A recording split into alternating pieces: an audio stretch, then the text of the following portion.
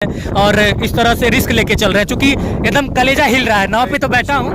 चूंकि हम लोग एक बड़ा सवाल चिल्लू पार की जब भी बात होती है, और चूंकि बाढ़ ग्रसित हम लोग इलाके में हैं, और इस बात को नकारा नहीं जा सकता है कि हर दूसरे तीसरे साल बाढ़ आती रहती है। इधर तो आप जहाँ तक मैं जानता हूँ कि 2004 के बाद से लगातार बाढ़ आ रही है। सर, समस्या एक है, समाधान अब चूंकि साल से नाव का भुगतान पड़ा हुआ है, नाविक नाव चलाने के लिए तैयार नहीं है। नाव का भुगतान कराया जाए, और जहाँ बंधे नहीं हैं राप्ती और सरजू के बीच में, विशेष रूप से बैरिया खास से सरेया तक एक बंधे का निर्माण हो जाए तो ये उत्तर के सारे गांव सुरक्षित हो जाएंगे। लखनौरी, लखनौरा, मैबरा। नमस्कार, मैं हूं विकास गोस्वामी और आप इनसाइड भारत टीवी देख रहे हैं। इस वक्त हम लोग मौजूद हैं चिल्लू पार में। पढ़लगंज से जब आप आगे आएंगे तो तमाम इलाके, मैं ये कहूँगा कि लगभग 40-45 गांव ऐसे हैं जो कि बिल्कुल मैरून हो चुके हैं, पानी से घिर चुके हैं। और समस्याओं की अगर मैं बात करूं तो समस्या, इन ग्रामीणों के लिए समस्या जो शब्द है वो कम पड़ जाएगा। बहरहाल मेरे साथ इस वक्त चिल्लू पार के बहुत ही बड़े नेता, 3 बार से ब्लॉक प्रमुख रहे विजय कुमार यादव जी हैं, इनसे बातचीत करेंगे। लेकिन उससे पहले मैं आपको बता दूं कि चिल्लू पार के इन तमाम इलाकों में लगातार तमाम ऐसे नेता हैं जो बार बार जा रहे हैं, और कई सारे ऐसे भी नेता हैं, कई सारे ऐसे सांसद हैं जिनकी मदद जनता स्वीकार नहीं कर रही है। ऐसे में विजय यादव काफ़ी दिनों से लगे हुए हैं, लगातार चिल्लू पार के लोगों के लिए चल रहे हैं। इनसे आज मुलाकात हुई, इनसे बातचीत होगी, तमाम मुद्दे हैं बातचीत करने के लिए। लेकिन उससे पहले मैं अपने कैमरामैन से कहूँगा कि थोड़ा सा कैमरा चारों तरफ दिखाइए, ताकि लोगों को पता चले कि इनसाइड भारत टीवी कहाँ कहाँ जा रहा है। मैं लोगों को बताना चाहता हूँ कि हम लोग की कोशिश है, इनसाइड भारत टीवी की कोशिश है कि हम लोग उस इलाके को कवर करें जहां पर कोई भी नहीं पहुंच पा रहा है। ऐसी जगहों पे जाएं जहां पे जाना बहुत ही ज़्यादा मुश्किल है। विजय यादव जी से बात करेंगे। बहुत बहुत स्वागत है सर आपका इनसाइड भारत टीवी पे। बहुत धन्यवाद आपको। सर, नेता तो बहुत सारे हैं चिल्लू पार में, तो विजय कुमार यादव को क्या पड़ी है कि वो इस तरह से लगातार दिन रात चल रहे हैं और इस तरह से रिस्क लेके चल रहे हैं, चूंकि एकदम कलेजा हिल रहा है। नाव पे तो बैठा हूँ। चूंकि हम लोग पैदा ही इसी में हुए हैं। हम मूल निवासी जगदीशपुर एक गांव है जो कट गया, इस साल एकदम नेस्ता नाबूद हो गया। कटने के लिए वो गांव 2014 से कट रहा है, और अब बिल्कुल कट के ख़त्म हो गया। उसके पहले 2006 से ही शुरू हुआ थोड़ा थोड़ा, लेकिन अब कटते कटते इस साल समाप्त हो गया। चूँकि हम इस बाढ़ क्षेत्र में पैदा हुए हैं, बाढ़ के दुख दर्द को हम भली भांति जानते हैं कि बाढ़ के समय क्या समस्या होती है, उससे हम लोग पूर्णतया परिचित हैं। इसलिए हम लोग बराबर जब से हम लोग नौजवान हुए 1988 से लगातार हर बाढ़ में जाते हैं। लेकिन सबसे भीषण बाढ़ 1998 में, उसको बाढ़ न कह के आप सैलाब कह सकते हैं। 1998 में जिस रास्ते से आप राम जानकी मार्ग से आए हैं, उस पे 5 फुट 6 फुट पानी था, और 11 जगह राम जानकी मार्ग कटा हुआ था। बड़हलगंज में 9 सब्दी 9 रसद भी पहुंचने के लिए कोई रास्ता नहीं था। आजमगढ़ आने वाला मार्ग बनता, गोरखपुर से आने वाला मार्ग बनता, उरुआ गोला से आने वाला मार्ग था, यह मार्ग भी बनता। तो हम लोग 98 में बड़े पैमाने पे लोगों से मांग के कुछ अपने तरफ से बड़े पैमाने पे बड़े बड़े नावों में, जिन नावों पे आप जीप चढ़ा सकते हैं, 2-2 ट्रैक्टर चढ़ा सकते हैं, उन नावों पे हम लोग सामान भर के, हमारे यहाँ के व्यापारी लोगों ने सहयोग किया।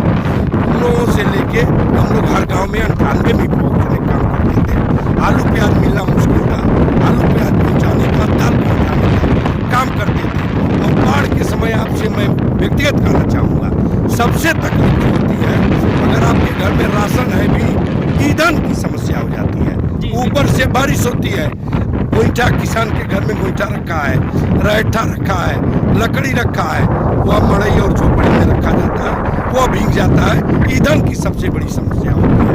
हम लोगों ने ईंधन भी पहुंचाने का काम किया। अब तो मान लीजिए गैस, इस समय गैस का जमाना चल रहा है, नहीं तो उस जमाने में सबसे बड़ी ईंधन की समस्या होती थी। चूँकि हम लोग यहाँ पैदा हैं तो यहाँ के दुख दर्द को जानते हैं। एक बड़ा सवाल चिल्लू पार की जब भी बात होती है, और चूंकि बाढ़ ग्रसित हम लोग इलाके में हैं, और इस बात को नकारा नहीं जा सकता है कि हर दूसरे तीसरे साल बाढ़ आती रहती है। इधर तो आप जहाँ तक मैं जानता हूँ कि 2004 के बाद से लगातार बाढ़ आ रही है। सर, समस्या एक है, समाधान अब चूंकि कई सारी सरकारें आई गई, समस्या सिर्फ एक है, बांध की समस्या है।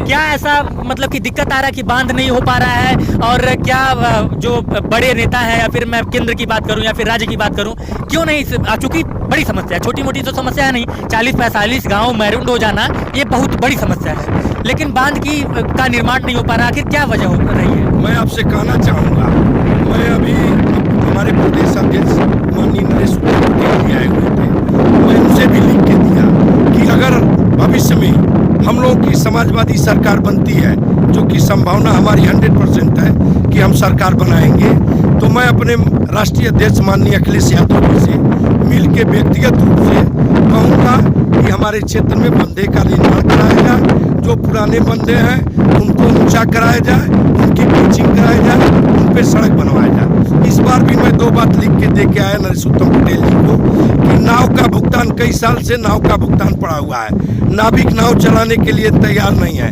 नाव का भुगतान कराया जाए। और जहाँ बंधे नहीं हैं, राप्ती और सरजू के बीच में विशेष रूप से बैरिया खास से सरेया तक एक बंधे का निर्माण हो जाए, तो ये उत्तर के सारे गांव सुरक्षित हो जाएंगे।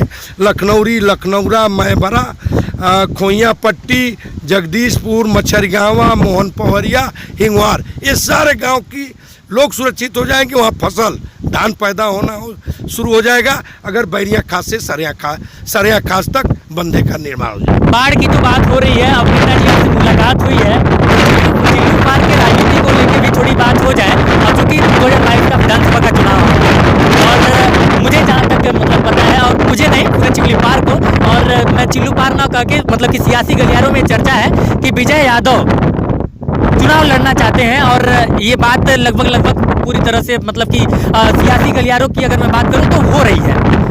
किस तरह से तैयारी है, और क्या लगता है टिकट को लेकर आप कितने आश्वस्त हैं? हम टिकट को लेके, हमारी पार्टी सर्वे करा रही है, और जो व्यक्ति उस सर्वे के तहत आएगा, माननीय राष्ट्रीय अध्यक्ष जी ने कह दिया है कि जो कार्यकर्ता काम करेगा, जनता के बीच में रहेगा, हम उसको टिकट देंगे, कोई भेदभाव नहीं किया जाएगा। माननीय राष्ट्रीय अध्यक्ष जी से भी हम लोग मिल के कहे, चूँकि मैं लगातार 1988 से हम लोग गांव के प्रधान थे, और लगभग तभी से सक्रिय राजनीति में हम लोग बने हुए हैं, जनता के बीच रहते हैं, जनता के दुख दर्द में शामिल रहते हैं, हमेशा जनता के बीच में रहते हैं। और सबसे बड़ी बात मैं आपको व्यक्तिगत रूप से भी कहना चाहूँगा, हमारा बड़हलगंज मेडिकल हब है, 52-55 हॉस्पिटल बड़हलगंज में है।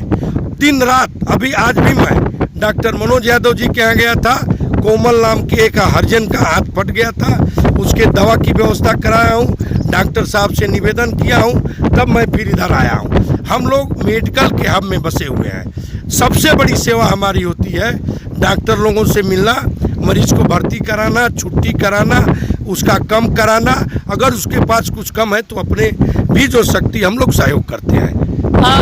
नेताजी, सब एक अहम सवाल, क्योंकि मैं अक्सर कभी किसी नेता से पूछता हूँ ये सवाल, तो लोग सही से जवाब नहीं देते हैं।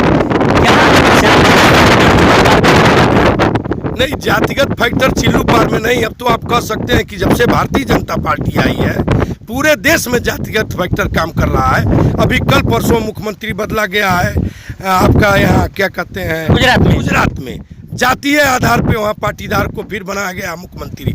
तो जातिगत फैक्टर तो पूरे देश में काम कर रहा है। आप केवल चिल्लू पार की बात मत करिए, पूरे देश में है, प्रदेश में भी है, उत्तर प्रदेश में है, और बिल्कुल जातिगत फैक्टर काम करेगा। विजय यादव किस फैक्टर पे चल रहा है? नहीं, हम लोग तो सर्व समाज को, हमारी पार्टी माननीय राष्ट्रीय अध्यक्ष जी माननीय अखिलेश यादव जी का है कि सर्व समाज को, लोहिया जी की जो परिभाषा थी समाजवाद की, हम उस पर चल रहे हैं। कर्पूरी ठाकुर जी की जो समाजवाद की परिभाषा थी, उस पर काम कर रहे हैं कि समाज के अंतिम पायदान पे खड़े व्यक्ति को जब तक हम मदद नहीं पहुंचा पाएंगे, उसको भी समाज में हक और हिस्सा नहीं दिला पाएंगे, अंतिम व्यक्ति को सम्मान नहीं दिला पाएंगे, तब तक हम लोग जो है समाजवाद को लागू रखेंगे, समाजवाद की नीतियों पे चलते रहेंगे। विजय जी, एक आखिरी सवाल कि यदि मान लीजिए, जैसे कि सबको शुभकामनाएं, सभी लोग लगे हुए हैं, लेकिन क्या एक, चूंकि अब ये सवाल, चूंकि हमारे जो व्यूअर्स हैं वो भी जानना चाहेंगे कि यदि मान लीजिए कि टिकट मिलने को लेकर तमाम अटकलें लगाई जा रही हैं, टिकट को लेकर अगर कुछ इधर उधर होता है तो आप क्या करेंगे? हम लोग समाजवादी पार्टी के साथ रहेंगे। हमारे माननीय राष्ट्रीय अध्यक्ष श्री अखिलेश यादव जी जिसको कह देंगे, जिसको टिकट दे देंगे उसके साथ रहेंगे। चूंकि हम लोगों को सरकार बनानी है, हमारी सरकार बन रही है, पूर्ण बहुमत की सरकार बनेगी, 400 के पार हम लोग जाएंगे।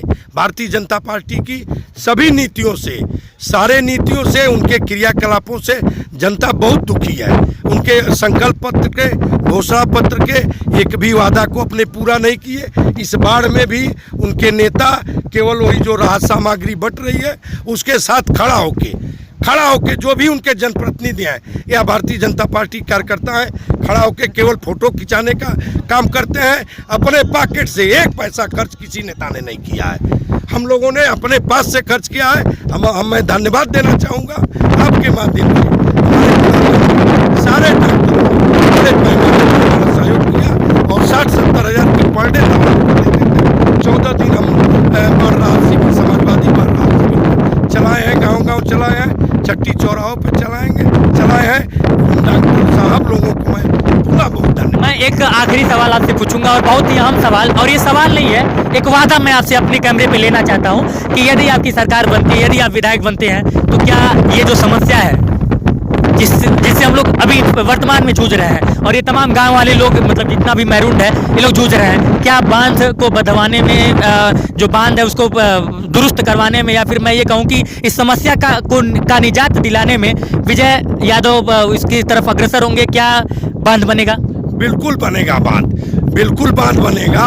अभी सरकार ने, उसके पहले भी मैं लिख के दे दिया अपने प्रदेश अध्यक्ष जी को और माननीय राष्ट्रीय अध्यक्ष जी के तक यह बात पहुंचाऊंगा और मैं कोशिश करूंगा कि माननीय राष्ट्रीय अध्यक्ष श्री अखिलेश यादव जी अपने घोषणा पत्र में इस बात को शामिल करें कि हमारी सरकार बनेगी तो चिल्लू पार में बांधों का निर्माण होगा। इनसाइड भारत टीवी से बातचीत करने के लिए आपका बहुत बहुत धन्यवाद। तो आप थे विजय यादव जी और मैं विकास गोस्वामी। चूंकि इनसाइड भारत टीवी का जो मुहिम है कि हम लोग ग्राउंड पे जाएंगे, जनता क्या कह रही है, जनता से मिलेंगे और जनता की बातों को नेताओं से पूछेंगे, क्योंकि ये समय है सवाल पूछने का, यह समय है जवाब लेने का, यह समय है उन तमाम दुख दर्द को नेताजी लोगों के सामने लाने का, जिसको लेकर हमेशा, चूंकि ये हमेशा आरोप रहता है कि नेताजी लोग सिर्फ चुनाव के समय में वादा करते हैं, बाद में पलट जाते हैं, लेकिन यह मुहिम हमारी लगातार जारी रहेगी। कैमरे के उस पार से मेरा सहयोग कर रहे हैं अश्विनी वर्मा, मैं विकास गोस्वामी और आप इनसाइड भारत टीवी देख रहे हैं। धन्यवाद।